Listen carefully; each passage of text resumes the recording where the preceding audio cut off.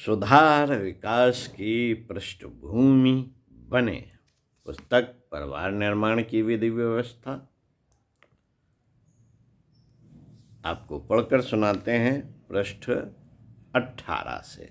आइए सुनते हैं, हृदयंगम करते हैं, चिंतन मनन करते हैं।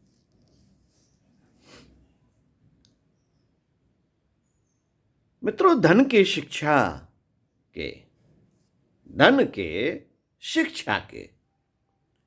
पद के आधार पर मनुष्य सर्वतोमुखी प्रगति का लाभ प्राप्त नहीं कर सकता।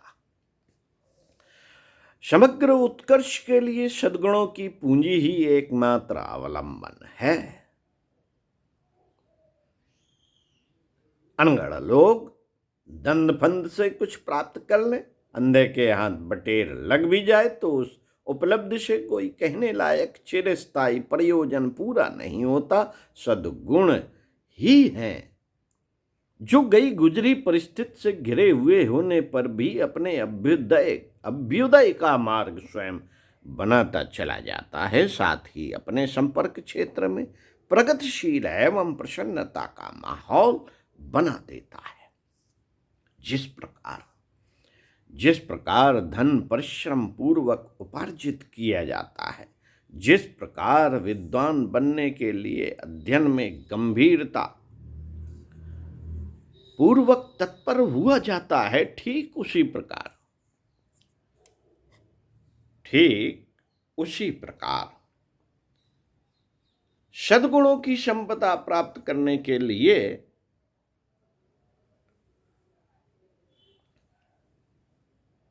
सतर्कता पूर्वक सतत प्रयास करने पड़ते हैं।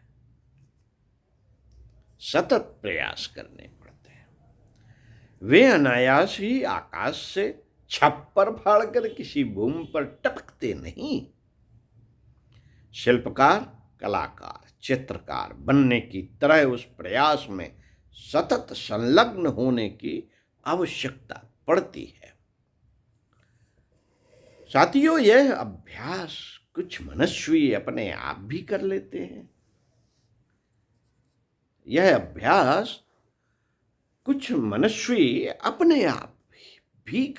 हैं। पर सामान्यतः उन्हें किसी प्रतिभाशालियों के संपर्क सानिध्य में रहकर सीखना पड़ता है।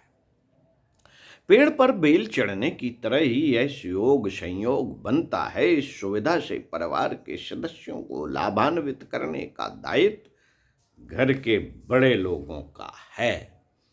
किसी की उन्नत अवनत के लिए प्रशंसा निंदा तो उसी व्यक्ति की होती है,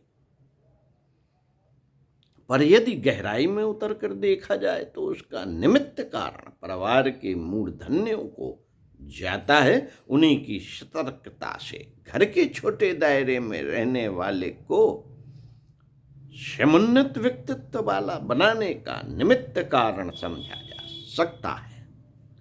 यदि उन्होंने उपेक्षा बरती हो तो समझना चाहिए कि वह परिकर व्यक्तित्व संपन्न होने से वंचित रह जाएगा। इसका दुखदायी दुष्परिणाम उन सदस्यों को ही नहीं, संचालक को भी भुगतना पड़ेगा। इसलिए जितना ध्यान उपार्जन पर, सामने प्रस्तुत समस्याओं पर दिया जाता है, उससे कम नहीं वरन अधिक ध्यान परिजनों के व्यक्तित्व परिष्कार पर दिया जाना चाहिए।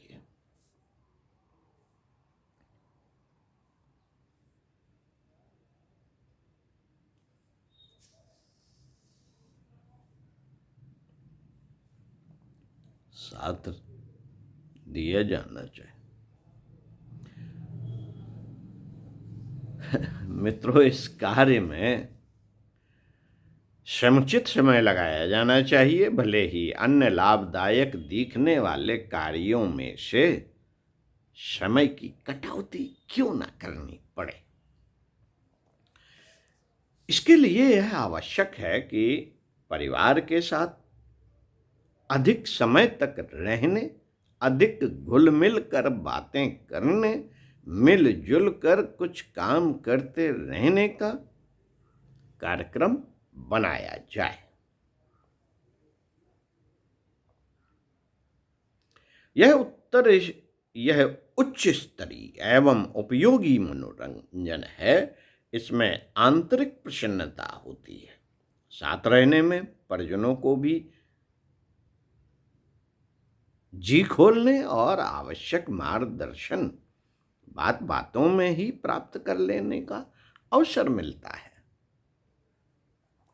मनोविनोद के लिए हर किसी की इच्छा होती है। सिनेमा, टीवी आदि देखने, ताश, शतरंज खेलने, खेल कूदों में भाग लेने, सैर सपाटा, गप्पबाजी करने के लिए इसी निमित्त लोग आतुर रहते हैं, समय और पैसा खर्च करते हैं। यह प्रकृति स्वाभाविक भी है और मनोविज्ञान की दृष्टि से उचित भी। यदि सदा काम में जुटा रहा जाए या एकांत सेवन करने जैसे माहौल में पिंजड़े का पंछी बनकर रहा जाए तो उस स्थिति में मन ऊब जाता है और कुछ उठापटक करने लगता है, जिससे विनोद में समय लगने की अपेक्षा दूसरी किस्म की हानियां अधिक मात्रा में उठानी पड़ती है। मनोरंजन के दर्शन में गहराई से उतर कर देखा जाए तो प्रतीत होगा कि प्रचलित विनोदों में परिवार के सदस्यों के साथ अधिक जी खोलकर मिलना और उनके साथ साथ कुछ न कुछ काम करते रहना है। विनोबा बागवानी को अच्छे किस्म का उपयोगी व्यायाम बताते थे। वे कहते थे कि इसमें समय सृजन और उपार्जन में संलग्न रहने से पहलवानों की अपेक्षा बागवानों को 3 गुना अधिक लाभ मिलता है। यही बात परिवार के साथ सामूहिक उपयोगी प्रेरणाप्रद मनोरंजन करने पर लागू होती है। चूंकि आमतौर से इसका प्रचलन नहीं देखा जाता, इसलिए उसके लाभों से भी लोग परिचित नहीं हैं। बच्चों को सजाया तो खूब जाता है, पर उनके साथ खेलने का उच्च स्तरीय आनंद लेने और देने की बात नहीं सोची जाती। सुविधा साधन जुटा देना भर पर्याप्त मान लिया जाता है, पर वास्तविक आवश्यकता इस बात की है कि पूरा परिवार हंसती हंसाती मनोदशा में रहे, अपनी कहे और दूसरे की सुने। सहकारिता और शिष्टता जैसे सद्गुणों को उन परिस्थितियों में सहज ही बढ़ाते चला जाए। साथियों, घर रहने में किसी को घुटन नहीं होती। उस छोटे से परिवार में ही अधिक से अधिक समय बने रहने की सबकी इच्छा होती है। घर का वातावरण नीरस एवं घिसा पिटा रहने से ही उसमें लंबे समय तक रहना भारी पड़ता है। बाहर भागने की इच्छा इसी कारण होती है। झीलों, पार्कों, सिनेमा घरों की सैर करने एवं दोस्तों और सहेलियों के साथ मिल बैठने के लिए जी इसी कारण करता है। यदि प्रयत्न किया जाए तो घर का वातावरण ही इतना मनोरंजक, उत्साहवर्धक, आकर्षक एवं प्रेरणाप्रद बन सकता है कि उसे छोड़कर कहीं मन हल्का करने के लिए जाने की किसी की भी इच्छा ना हो। अनुभव के अभाव में वे कार्य कठिन प्रतीत होते हैं, पर वस्तुतः है अति सरल, अति सरल। जिन दिनों घर में कोई उत्सव त्योहार होता है, विवाह शादी होती है, उन दिनों घर आकर्षण का केंद्र बन जाता है। उसी माहौल के बने रहने से बात बनती है। बाहर कोई जाता नहीं और जाता है तो तुरंत वापस लौट आता है। लौट ही नहीं आता वरन बिखरे हुए कामों में से अपने योग्य चुनकर हाथ बटाने लगता है। ठीक ऐसी ही स्थिति अपने घरों में भी सदा रहनी चाहिए। बच्चे भले ही इधर उधर कूदते फांदते रहें सॉरी बच्चे भले ही इधर उधर कूदते फांदते रहें, पर बड़ों को जिम्मेदारों को तो इसी खेल में रुचि लेनी चाहिए कि परिवार के साथ अपने को आत्मसात कर लें। छोटे बड़े सभी साथी सहचर समझेंगे तो उनके साथ रहने में भरपूर मनोरंजन की पूर्ति हुई समझने लगेंगे। इसमें दोहरा लाभ है। बच्चे परिपक्व लोगों के साथ रहकर व्यवहारिक जानकारियों का इतना लाभ उठा सकेंगे जितना छोटों के साथ रहकर नहीं उठाया जा सकता। बड़ों का लाभ यह है कि उनका बचपन लौट आता है। बच्चों के साथ रहना, हंसना, खेलना अपने आप में एक बढ़िया किस्म का मनोरंजन है। मित्रों, शाहजहां को जब उसके बेटे ने कैद में डाला तो समय काटने के लिए उसने कुछ काम मांगा। क्या काम चाहिए, यह पूछने पर उसने उत्तर दिया, बच्चों की मंडली पढ़ाने के लिए दे दी जाए। इसमें उसका मनोरंजन भी था और शासकों की तरह अहंकार की पूर्ति का अवसर भी।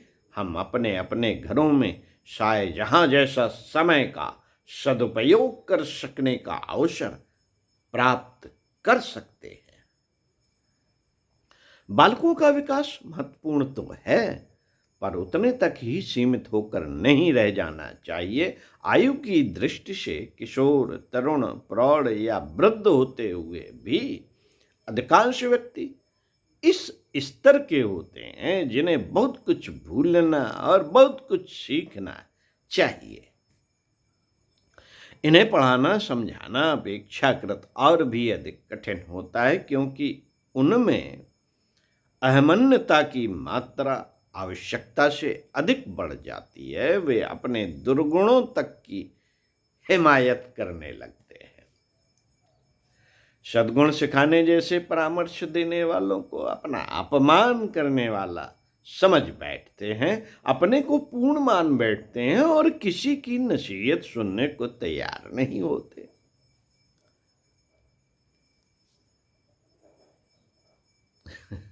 दारू वाला दारू की वकालत करता है, गुटखा खाने वाला गुटखा की वकालत करता है, इसी से दुनिया भर के लाभ बताता है और उनसे ये कह दिया जाए कि नहीं नहीं नहीं नहीं ये तो गलत है, तो गुस्सा हो जाएंगे, अपनी ही बात मानेंगे।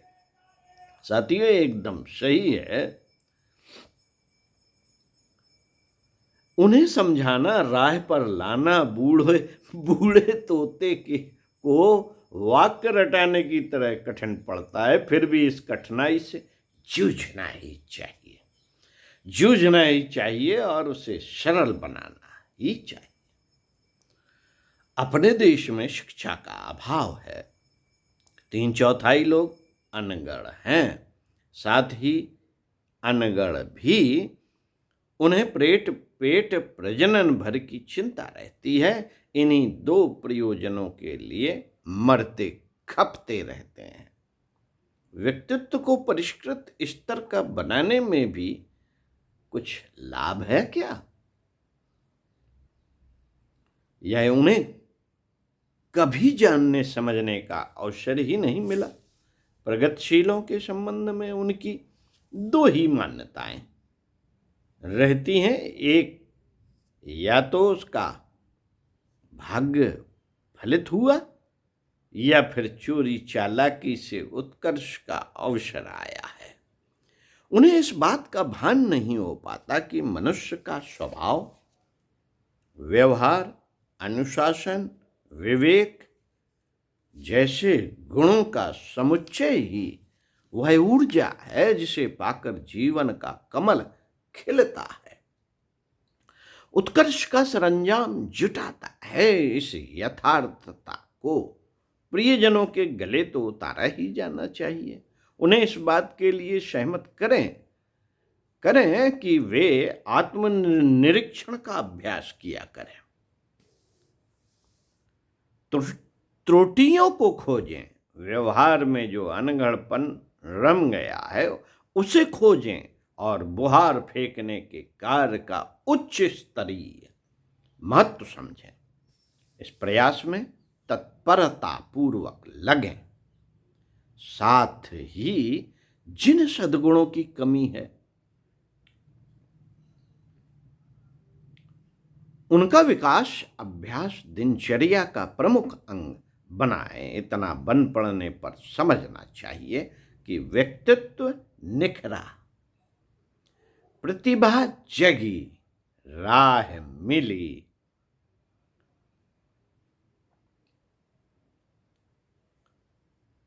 प्रतिभा जगी,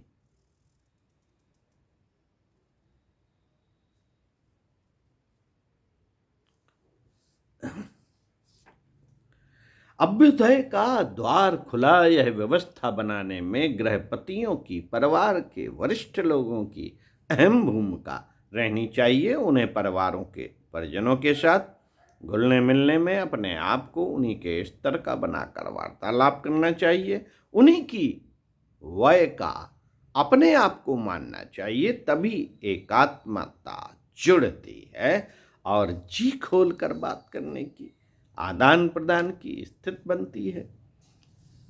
सुधार परामर्श का क्रम चलाने से पूर्व यह पूर्व पृष्ठभूमि बना लेनी चाहिए, अन्यथा परिष्कार का द्वार खुल ना सकेगा। साथियों, प्रामाणिकता और प्रतिभा के विकास में घर के हर सदस्य की अभिरुचि, आकांक्षा जगानी चाहिए। वह जागरण ही जीवन विकास का मूलभूत आधार है। यह उत्कंठा जग पड़ने से व्यक्ति इस स्थिति में पदार्पण करता है कि अपनी त्रुटियों को, बुरी आदतों को खोजे, जिन सद्गुणों का अभाव है उन्हें अपने में धारण करने के लिए आतुरता व्यक्त करे। यह जिज्ञासा जग पड़ना ही उज्जवल भविष्य की संभावना का प्रमुख आधार है। इस वृत्ति के जगने के उपरांत ही वह मनःस्थिति बनती है जो आत्मचिंतन के अतिरिक्त दूसरों को भी अपना परामर्शदाता बनाए, उनके सार गर्भित उपदेशों पर कान धरे, औचित्य को आचरण में उतारे और अग्रगमन की दिशा में अपने कदम तेजी के साथ बढ़ाएं। क्रियाकलापों की दृष्टि से, प्रगतिशीलता की दृष्टि से क्या कुछ किया जाना चाहिए, इसकी योजना बनानी और कार्यान्वित होनी चाहिए। किंतु उसके पूर्व आवश्यकता इस बात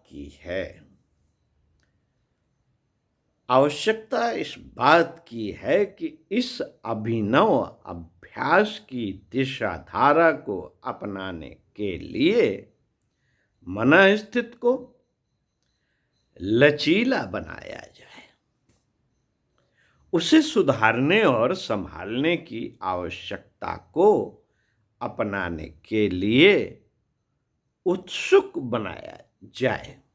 इतना बन पड़े तो मित्रों, इतना बन पड़े तो मार्गदर्शक का कार्य घर के अधिपति ही नहीं, सद्ग्रंथ और वरिष्ठ जन भी कर सकते हैं। स्वाध्याय और सत्संग से भी यह लाभ मिलता रह सकता है। पढ़ने की आदत डाली जाए और सुनने की आदत डाली जाए, इससे भी काम चल सकता है। ओम शांति। अगले वीडियो में आपको पढ़कर सुनाएंगे आकर्षण और विनोद का माहौल बनाने की आवश्यकता। ओम शांति।